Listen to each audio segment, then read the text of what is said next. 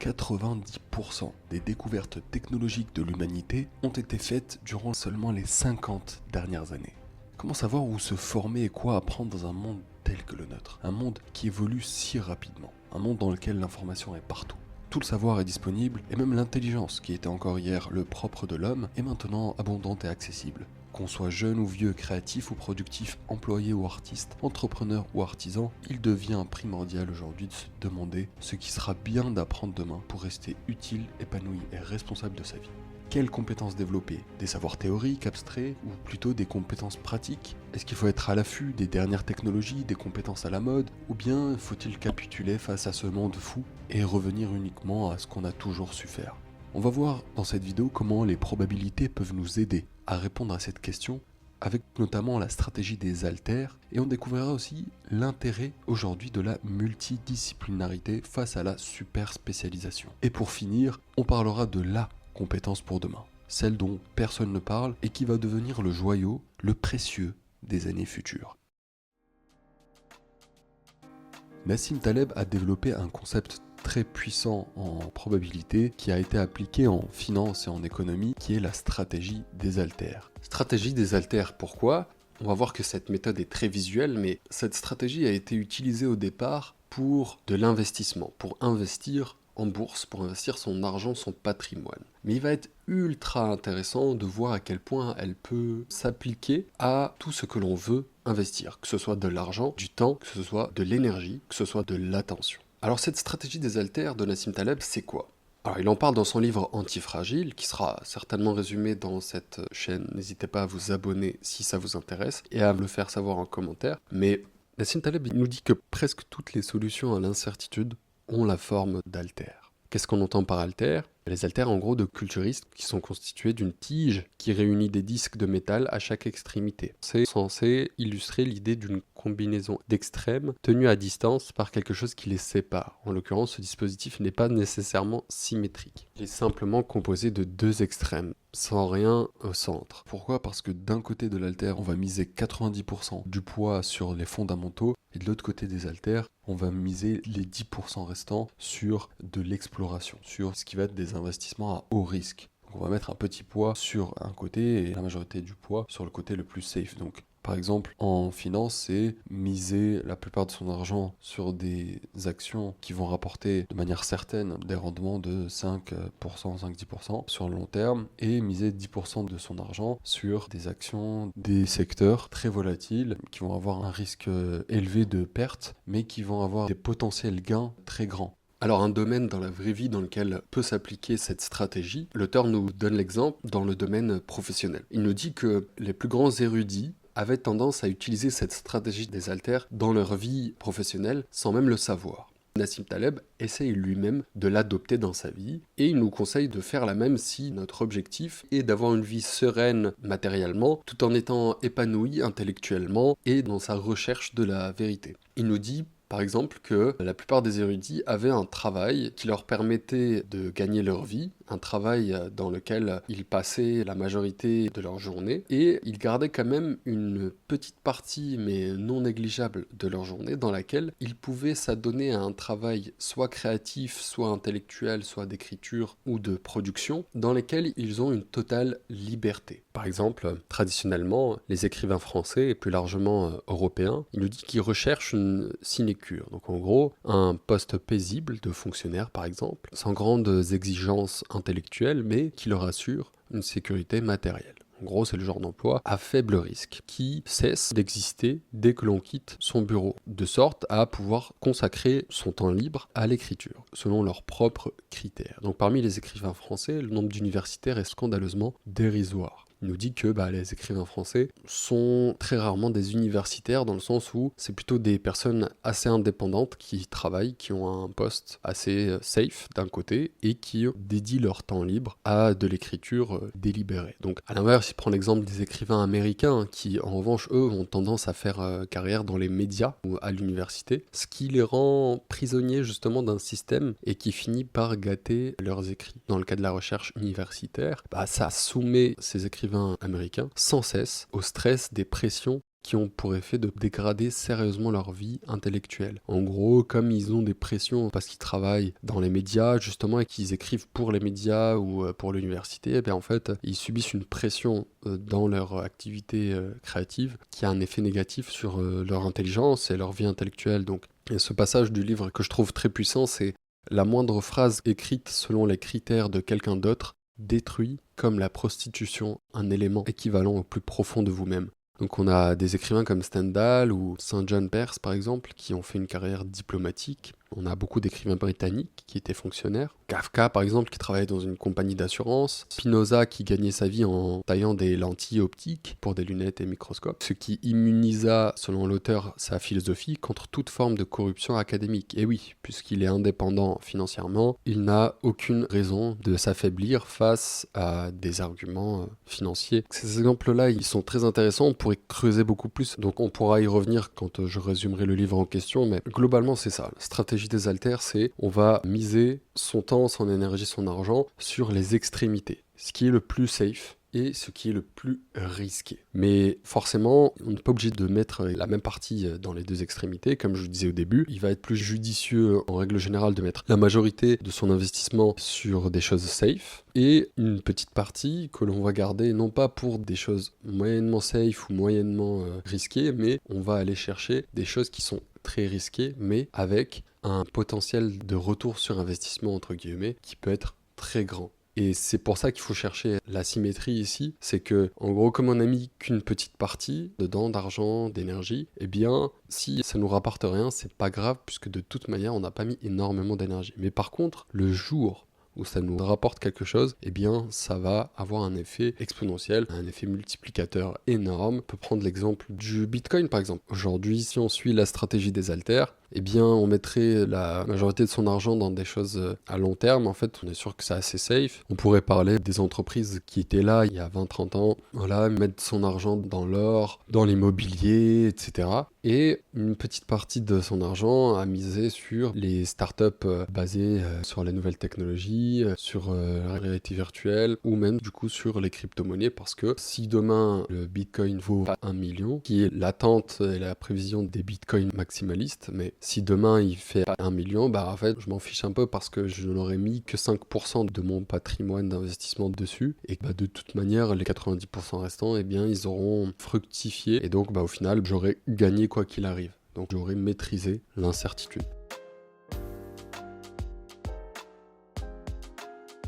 Ce concept de stratégie des alters, il est très intéressant, donc il est très utilisé en économie, comme on vient de voir, en finance, etc. Mais on va voir maintenant comment est-ce qu'il peut nous aider à répondre à la question de qu'est-ce qu'il faut apprendre aujourd'hui pour le monde de demain. Est-ce qu'il faut courir après les nouvelles technologies ou alors est-ce qu'il faut revenir aux bases et se former sur des choses anciennes?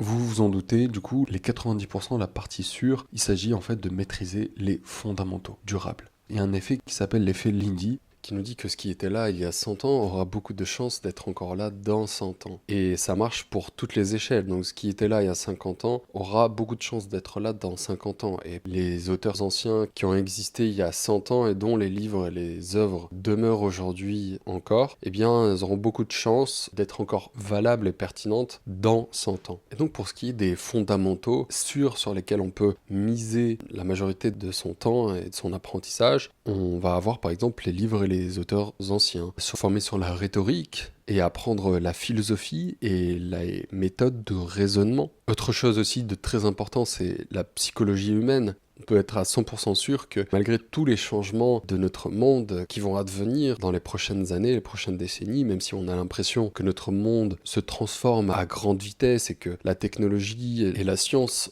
sont en train de métamorphoser notre monde, eh bien là où on peut être 100% sûr, c'est que la psychologie humaine, elle, restera la même. Donc étudier le cerveau et la psychologie reste un pari sûr sur le long terme. Apprendre la résolution de problèmes à travers le questionnement. Donc le questionnement, c'est quelque chose qui est sous-estimé aujourd'hui et notamment à l'école. Cette capacité que l'on a perdue, que l'on avait tous enfants, où on posait des milliers et des milliers de questions par semaine, cette compétence-là qui s'est éteinte pour la plupart d'entre nous, il y a des manières de la raviver, de la renforcer pour développer à nouveau un esprit éveillé, ouvert et capable de résoudre des problèmes complexes et à grands enjeux. Un autre axe fondamental dans lequel on peut investir, ce sont les métacompétences, comme la créativité et l'intelligence émotionnelle, qui sont des compétences, quel que soit notre domaine, quel que soit notre art, quelle que soit notre profession, ont le pouvoir de nous changer la vie, étant donné qu'elles sont présentes partout. Que l'on soit seul dans notre travail ou que l'on soit avec les gens, avoir une bonne intelligence émotionnelle est ce qui va nous permettre de garder l'esprit clair et d'avoir des échanges constructifs avec les personnes avec qui on évolue. Donc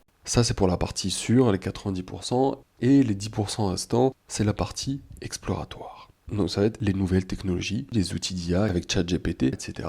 Et la vraie chance aujourd'hui, le vrai secret avec ChatGPT, c'est que justement, c'est le meilleur prof possible parce que c'est le seul prof qui ne te juge pas lorsque tu apprends. Donc apprendre à développer, apprendre à coder, se tenir informé chaque mois des nouvelles technologies, garder un œil sur par exemple les évolutions dans l'IA, dans l'informatique quantique, dans ces technologies émergentes. Donc tout ça compose cette partie exploratoire dans laquelle on va mettre partie assez minime de son temps. Ce qui est important à retenir ici, c'est que justement, c'est cette partie exploratoire dans laquelle on va se laisser découvrir de nouvelles choses, des choses qui aujourd'hui n'ont pas une garantie de nous être ultra utiles dans le futur. Eh bien, c'est important, selon moi, de garder un œil dessus, mais un œil suffisamment espacé. Faut pas oublier que ça représente justement la partie minoritaire, donc ça sert à rien de mettre 30 ou 40 ou 50% de son temps et de son énergie à scruter les nouvelles en IA, etc. Et par exemple, au lieu de checker ces nouveautés-là tous les jours ou toutes les semaines, eh bien on va plutôt le faire une fois par mois, une journée dans le mois dans laquelle on va vraiment se dédier à 100% dans cette partie exploratoire. On va voir les dernières avancées, explorer les nouvelles technologies, etc. Alors cette approche de la stratégie des haltères, appliquée à l'apprentissage et à ce qu'il faudrait apprendre aujourd'hui dans un monde tel que le nôtre, eh bien, elle est certes intéressante parce qu'elle combine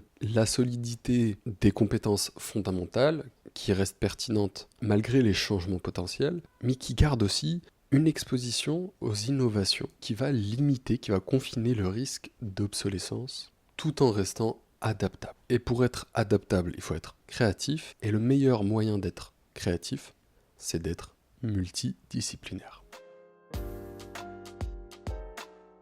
La majorité des publications scientifiques qui ont le plus marqué la recherche et la technologie sont en fait des études qui font intervenir plusieurs disciplines. La découverte de la structure de l'ADN, par exemple, en 1953, qui a été faite par Watson et Crick. C'est une découverte qui a révolutionné le monde de la science, de la médecine, de la génétique, et on ne le sait pas, mais c'est une découverte qui a croisé plusieurs disciplines, comme la biologie, la chimie, la physique, notamment la cristallographie au rayon X, qui a même eu un prix Nobel et plus de 60 000 citations. Et ça, ce n'est qu'un exemple parce que 95% des études qui sont les plus citées, qui vont le plus influencer l'évolution de la recherche et du savoir, eh bien, ce sont des découvertes qui croisent plusieurs domaines du savoir, justement. Pourquoi choisir la multidisciplinarité à l'hyperspécialisation? Il y a beaucoup de preuves qui sont sorties, que j'ai pas mal déterrées dans le livre Range de David Epstein, comment les généralistes triomphent dans un monde spécialisé. Ou pourquoi est-ce que la spécialisation, elle est beaucoup plus fragilisante dans le monde d'aujourd'hui que la multidisciplinarité? Pourquoi? Parce que on voit en fait que les experts d'un domaine sont généralement ceux qui ont le plus de chances de faire les plus grosses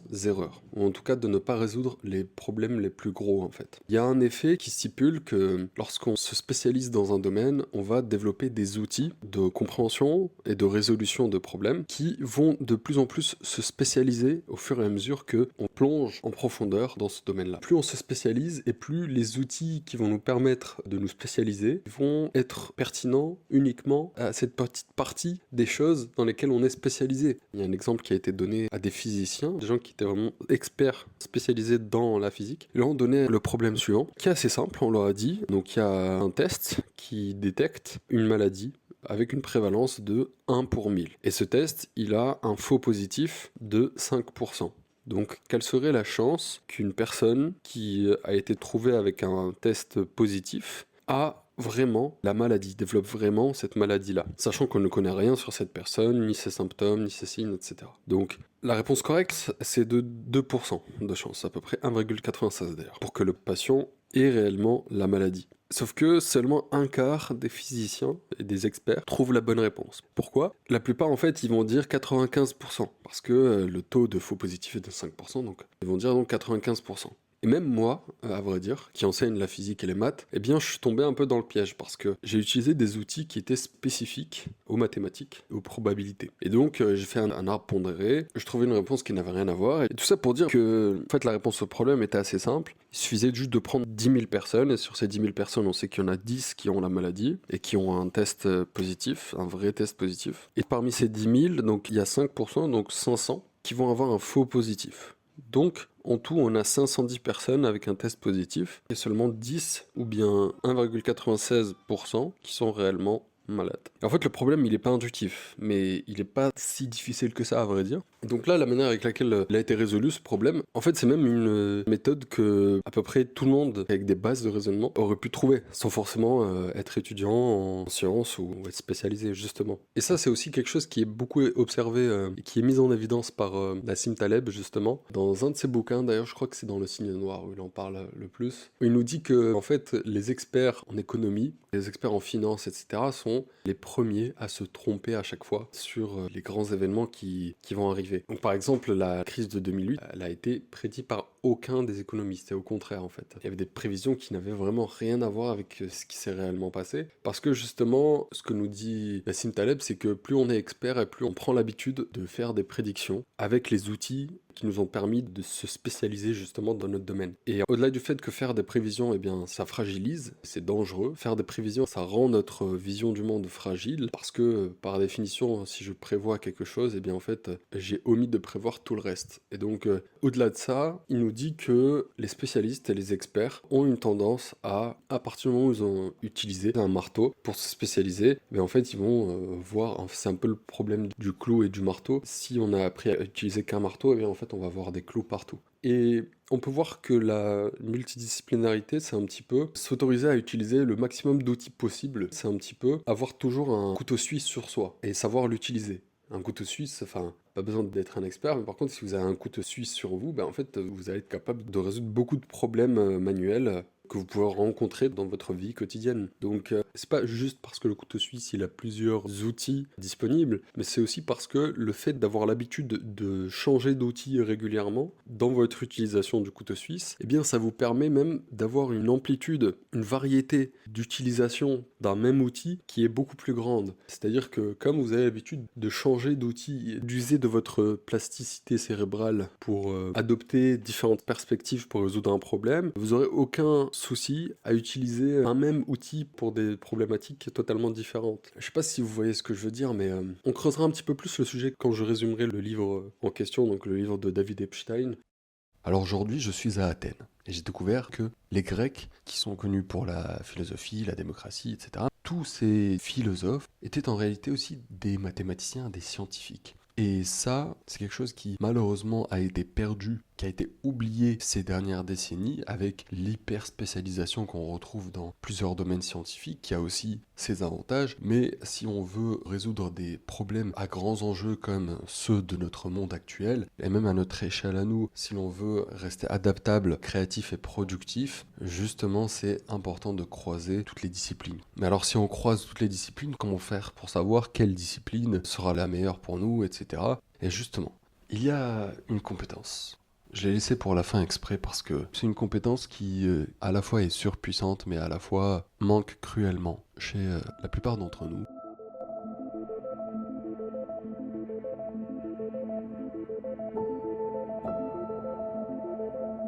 Et cette compétence-là est elle bien particulière. Parce que si les autres compétences s'acquièrent par la pratique et l'entraînement, cette compétence-là, contrairement aux autres, s'acquiert par une action intérieure. Cette compétence-là, c'est la compétence d'être bon à savoir ce que l'on veut.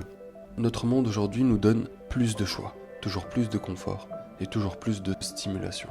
Mais parce qu'il y a plus de choix, bizarrement on aura plus de mal à choisir, et plus il y a de stimulation, et moins notre cerveau peut accéder à son système conscient et prendre des décisions. Donc plus on est stimulé, moins on a la possibilité d'utiliser notre volonté consciente. Et pour ça, il suffit simplement de s'entraîner. S'entraîner à écouter son envie profonde au quotidien. Un domaine dans lequel on peut le faire tous assez facilement, c'est dans la nourriture. En écoutant par exemple ses besoins profonds, en observant régulièrement ce qui nous donne envie de se nourrir de tel ou tel aliment, etc. Pour conclure, j'aimerais citer cette phrase de Feynman, « quoi que tu fasses, si tu n'y prends pas de plaisir, c'est que tu ne le fais pas de la bonne manière. Il y aura d'autres réflexions comme celle-ci sur ma chaîne, donc abonne-toi si ça t'a plu.